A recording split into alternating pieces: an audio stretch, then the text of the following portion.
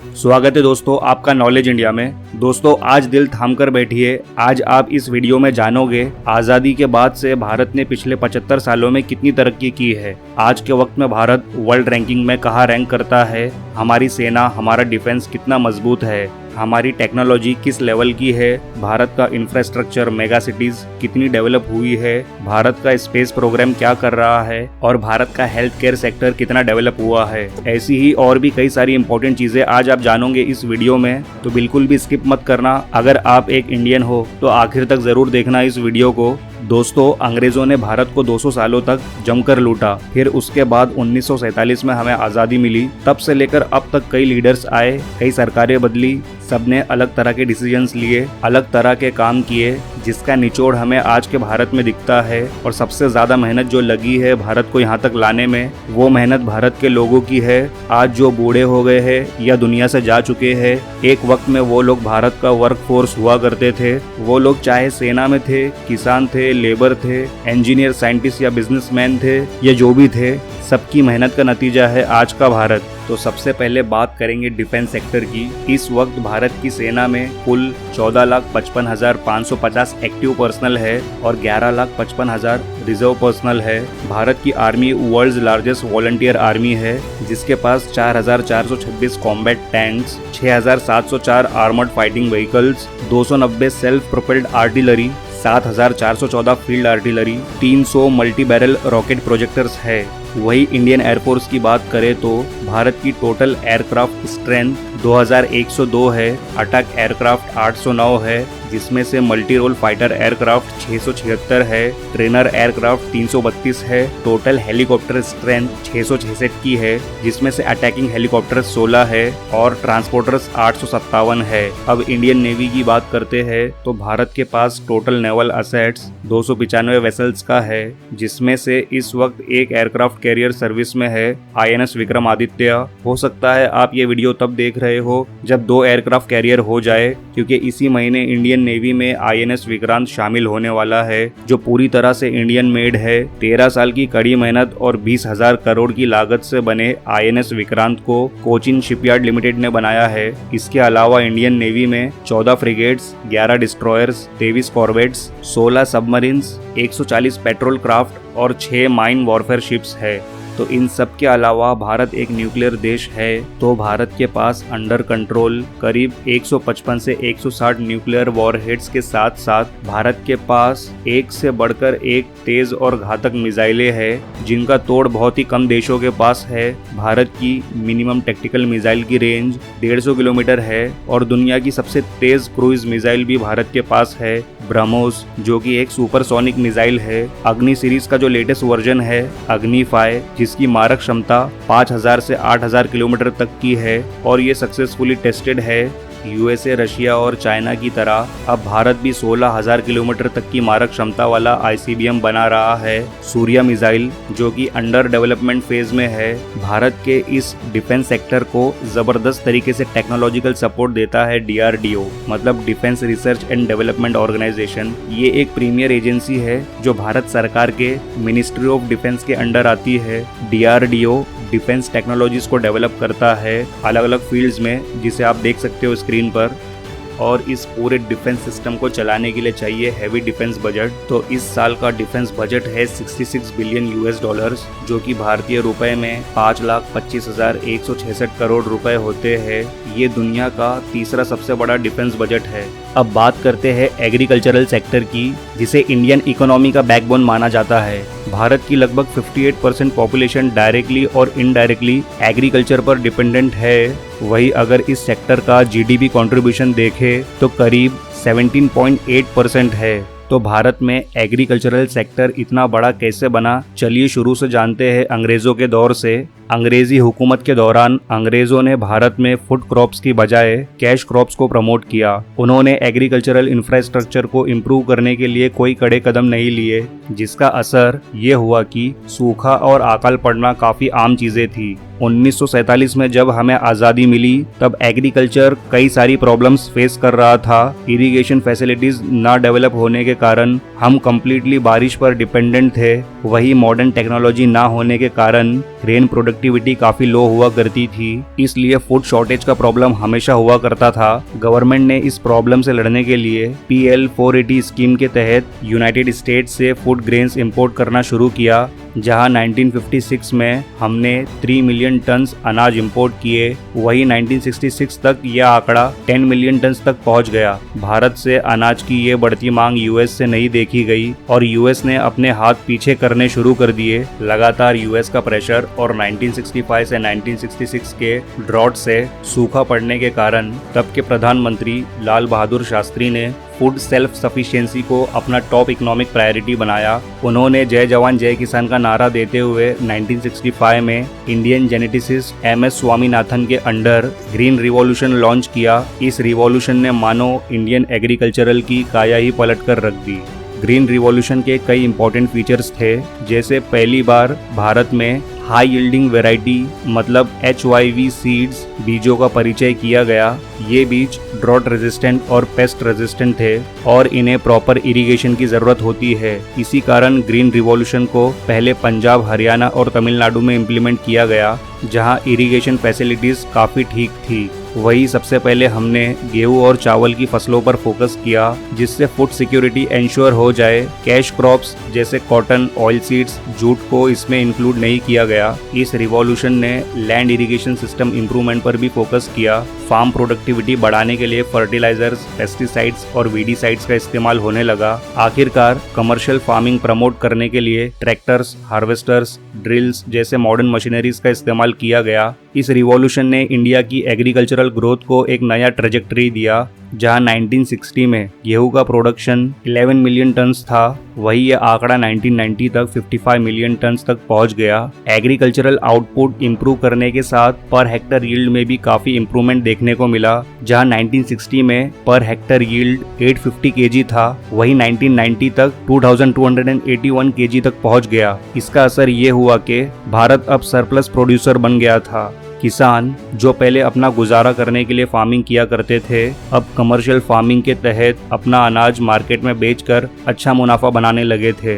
धीरे धीरे green revolution को पूरे देश में इम्प्लीमेंट किया गया। वही गेहूं और चावल के अलावा सीरियल्स, पल्सेस और ऑयल सीड्स पर भी फोकस किया गया। तब से लेकर अब तक लगातार डेवलपमेंट की वजह से आज भारत एक ग्लोबल एग्रीकल्चर पावर हाउस बन गया है। इस वक्त भारत दुनिया का सबसे बड़ा प्रोड्यूसर है इन चीजों का, मिल्क, पल्सेस, टी और स्पाइसेस का, और दुनिया का सेकंड लार्जेस्ट प्रोड्यूसर इन चीजों का है cotton, sugar cane, rice, wheat, vegetables और फ्रूट्स का। अब बात करते हैं इंडस्ट्रियल सेक्टर की। भारत को मिली आज़ादी के टाइम इंडियन इंडस्ट्रीज का बहुत बुरा हाल था। 1947 के वक्त वर्ल्ड की GDP में सिर्फ 3% कंट्रीब्यूशन करने वाले भारत को अपने इंडस्ट्रीज को आगे बढ़ाने के साथ साथ अपनी इकोनॉमी को भी एक नई शुरुआत देनी थी, जो सिर्फ इंडियन इंडस्ट्रियल रिवॉल्यूशन से ही पॉसिबल था। लेकिन उस वक्त सबसे बड़ा प्रॉब्लम था कैपिटल, जो इंडिया के सारे प्राइवेट कंपनीज के पास भी नहीं था, और इसीलिए तब के इंडियन लीडर्स ने मिक्स्ड इकोनॉमी को 5 ईयर प्लान्स के रूप में अपनाया, जिससे कि सारी बड़ी इंडस्ट्रीज गवर्नमेंट के कंट्रोल में आ जाए और कोई भी कंपनी सारा प्रॉफिट कमाकर देश के पैसों से अपनी तिजोरी ना भर पाए। और ये सब इसीलिए हुआ ताकि भारत का एक्सपोर्ट हमेशा इंपोर्ट से ज्यादा रहे, ताकि लोग इंपोर्टेड चीजों को कम ही खरीदे। लेकिन 2 बार 5 ईयर्स प्लान के सक्सेसफुल होने के बाद एक नई पॉलिसी लाई गई, लाइसेंस राज, और ये पॉलिसी प्राइवेट कंपनीज के लिए एक भयानक सपने जैसी थी, क्योंकि गवर्नमेंट से उनका लाइसेंस पाना नामुमकिन के बराबर था। इसी वजह से 1960 तक इंडिया की इकोनॉमिक ग्रोथ काफी धीमी गति से बढ़ रही थी। लेकिन 1980s तक चले इस गवर्नमेंट मोनोपोली की हवा राजीव गांधी की सरकार के दौरान बदल गई, जिसके बाद भारत में लिबरलाइजेशन की शुरुआत हुई। पर ऐसे में भारत की बढ़त, जब भारत का इंपोर्ट एक्सपोर्ट से ज्यादा बढ़ गया और हमारा फॉरेन एक्सचेंज खत्म हो गया, इससे खुद को बाहर निकालने के लिए भारत ने फ्री मार्केट इकोनॉमी को अपनाया और साथ ही इंटरनेशनल मॉनेटरी फंड से लोन भी लिया, जिससे भारत प्राइवेटाइजेशन, लिबरलाइजेशन और ग्लोबलाइजेशन की तरफ बढ़ने लगा। और फिर 1990s और अर्ली 2000s में इंडियन इकोनॉमी का ग्रोथ रेट 6.3% की स्पीड से ग्रो हुआ। वही इंडिया का वर्ल्ड ट्रेड शेयर भी 0.4% से 2006 में 1.5% तक पहुंच गया और इसके बाद इंडियन इकोनॉमी ने रुकने का नाम अभी तक नहीं लिया है, क्योंकि अब भारत की अलग अलग सेक्टर की इंडस्ट्रीज ग्लोबल लीडिंग कंपनीज को टक्कर देती है। अब बात करते हैं हेल्थ केयर सेक्टर की। तो अब तक कितना डेवलपमेंट हुआ है हेल्थ केयर में? देखा जाए तो भारत का डेथ रेट डिक्लाइन हुआ है। इसे हम एक डेटा के थ्रू समझने की कोशिश करते हैं। आज़ादी के बाद का सबसे नज़दीकी डेटा 1951 में लिया गया था। तब का डेथ रेट था 27 डेथ्स पर 1000, मतलब 1000 लोगों में से 27 लोगों की मौत होती थी। इसके कंपेयर में अगर हम आज की बात करें तो आज का डेथ रेट है 7.2 डेथ्स पर 1000, मतलब 1000 लोगों में से 7.2 लोगों की मौत होती है।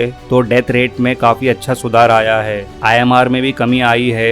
IMR मतलब इन्फेंट मॉर्टेलिटी रेट, जो होता है पैदा हुए बच्चे जो 1 साल में मर जाते हैं, मतलब 0 to 1 ईयर्स के बीच। तो 1951 में IMR था 146 डेथ्स पर 1000, जो गिरकर अब हो गया है 27.69 डेथ्स पर 1000। अब जो दूसरा डेटा है वो कहता है राइज इन लाइफ एक्सपेक्टेंसी। इसका मतलब एवरेज के हिसाब से एक इंसान कितना जीता है। तो 1951 में लाइफ एक्सपेक्टेंसी 32 ईयर्स की थी, मतलब एवरेज के हिसाब से लोग 32 साल ही जीते थे। और अब भारत की लाइफ एक्सपेक्टेंसी हो गई है 69.66 ईयर्स की। तो ये सारे डेटा को देखकर आप समझ ही गए होंगे ये जो इम्प्रूवमेंट आया है इसका मेन रीजन है लोगों के पास मेडिकल के अप्रोचेस बड़े हैं, फैसिलिटीज बड़ी है। जहां लोग 32 साल में ही मर जाते थे, आज लगभग 70 साल जीते हैं। तो ये सब कैसे हुआ? चलिए नज़र डालते हैं फार्मास्यूटिकल सेक्टर पर। आज़ादी के बाद 1950 और 1960 के दशक में ग्लोबल फार्मा जायंट्स का ही डोमिनेंस था, जो पेटेंट के कानून का इस्तेमाल करके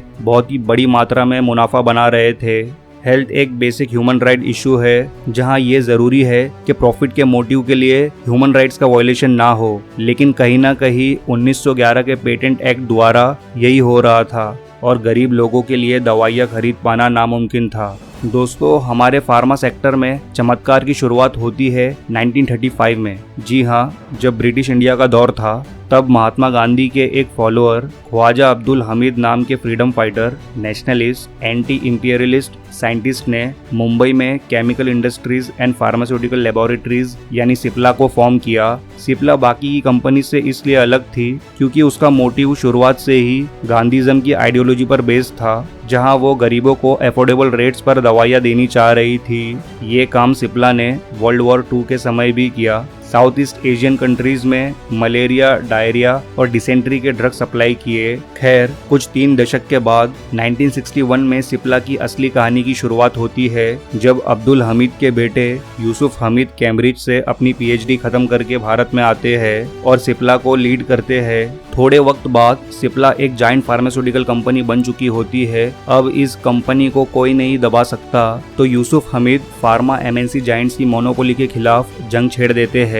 फिर उन्होंने और कई इंडियन फार्मास के साथ मिलकर भारत सरकार को 1911 के पेटेंट एक्ट को रद्द करने की मांग की और फिर आखिरकार तब की भारत सरकार को ये मानना पड़ा और यूसुफ हमीद के इस एफर्ट के चलते भारत में पेटेंट एक्ट 1970 पास किया गया। इस नए एक्ट के हिसाब से पेटेंट लॉज को रिलैक्स कर दिया गया और फिर शुरू हुआ इंडियन फार्मा का रिवॉल्यूशन। भारत के फार्मास्यूटिकल मैन्युफैक्चरर्स महंगी मेडिसिन के लो कॉस्ट जेनेरिक वर्जन्स को बनाने में सफल हुए, जो बाकी कंट्रीज में पेटेंटेड थे। इस तरह पूरी दुनिया में भारत एक लौता देश बन गया जो इतनी सस्ती दवाई बेच रहा था।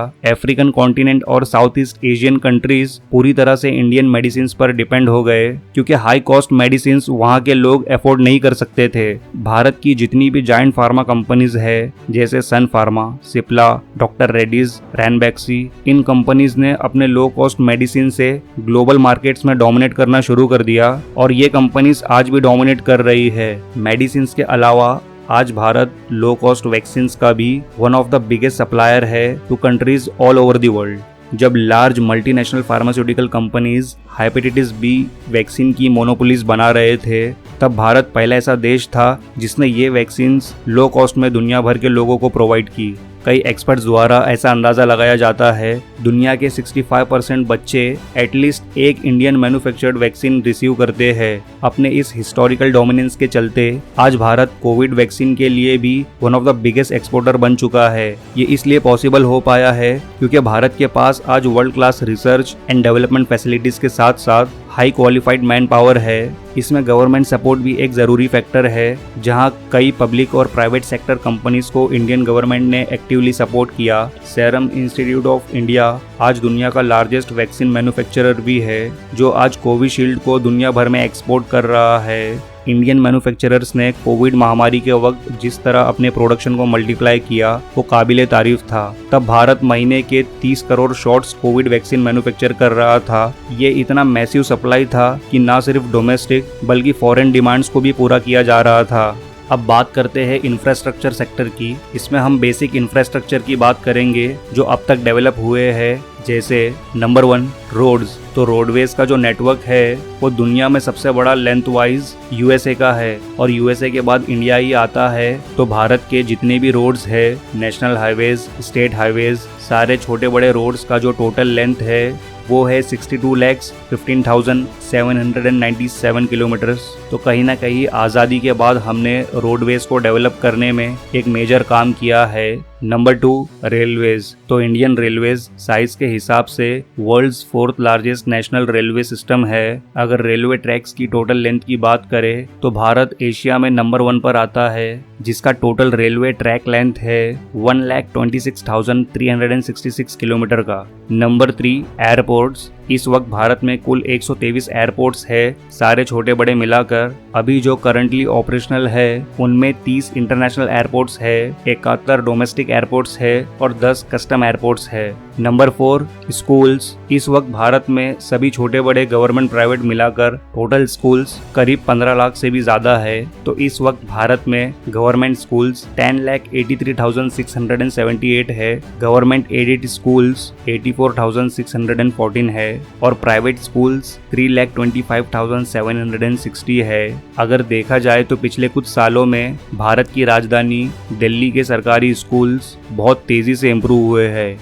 Number 5 urbanisation. आज़ादी के बाद से अर्बनाइजेशन काफ़ी ज़्यादा हुआ है। 1951 के डेटा के हिसाब से तब की आबादी के मुताबिक देश की 17.3% पॉपुलेशन शहरों में रहती थी। वक्त के साथ शहरों के नंबर भी बढ़े हैं। आज हमारी पॉपुलेशन के करीब 37% लोग सिटीज़ में रहते हैं, जिससे पता चलता है जिस औसत से देश की आबादी बढ़ी है उससे ज़्यादा तेज़ी से अर्बनाइजेशन हुआ है। नंबर 6 पावर की बात करें तो पिछले कुछ दशकों में पावर में बहुत डेवलपमेंट देखने को मिला है। रिसेंटली हमने कई स्टेट्स में 100% इलेक्ट्रिफिकेशन को अचीव किया है, तो ये भी एक बहुत बड़ी उपलब्धि है हमारे लिए।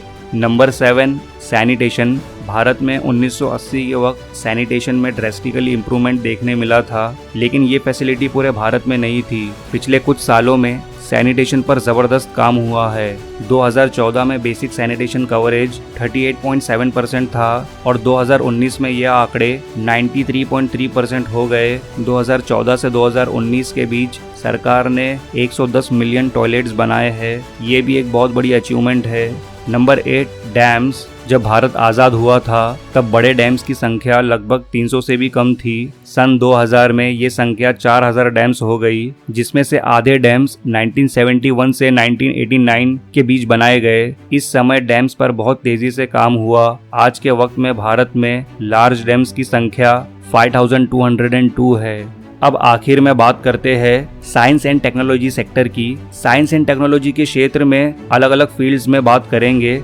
Number 1 progress in nuclear technology. Bharat की आज़ादी के बाद सन 1948 में atomic energy commission of India establish हुई और इस atomic energy commission of India के चेयरमैन बने डॉक्टर होमी जहांगीर बाबा। फिर 1954 में department of atomic energy establish हुआ, जिसका मेन ऑब्जेक्टिव था इलेक्ट्रिसिटी जनरेट करना न्यूक्लियर एनर्जी से, यूरेनियम और थ्रोमियम के थ्रू जो भारत में अवेलेबल है। इसका और एक ऑब्जेक्टिव था इंटरनेशनल कोलैबोरेशंस को प्रमोट करना एडवांस रिसर्च और बिग साइंस प्रोजेक्ट्स की फील्ड्स में। फिर मई 1974 में भारत ने अपना पहला न्यूक्लियर टेस्ट कंडक्ट किया पोखरण में, जिसका कोड नेम था स्माइलिंग बुद्धा। इस टेस्ट से दुनिया में इंडिया न्यूक्लियर पावर के तौर पर उभरा। फिर 1998 में भारत ने वो किया जिसे देखकर पूरी दुनिया हक्की बक्की रह गई, सीरीज ऑफ पोखरण 2, जिसमें इंडिया ने 5 न्यूक्लियर टेस्ट किए और इन 5 टेस्ट को नाम दिया गया ऑपरेशन शक्ति 98। इस वक्त भारत के पास 22 न्यूक्लियर रिएक्टर्स है जिसकी इंस्टॉल्ड कैपेसिटी 6780 मेगावाट है। Number 2, progress in agricultural technology. इस फील्ड में 2 बड़े चेंज आए, green revolution in 1965, white revolution in 1970। Green revolution को लीड किया MS स्वामीनाथन ने, जिसके बारे में मैं एग्रीकल्चरल सेक्टर में ऑलरेडी बता चुका हूँ। व्हाइट रिवॉल्यूशन को लीड किया डॉक्टर वर्गीस कुरियन ने, जिससे डेयरी फार्मर्स की मदद हुई और इस तरह डॉक्टर वर्गीस कुरियन ने दुनिया की सबसे बड़ी डेयरी बनाई, अमूल।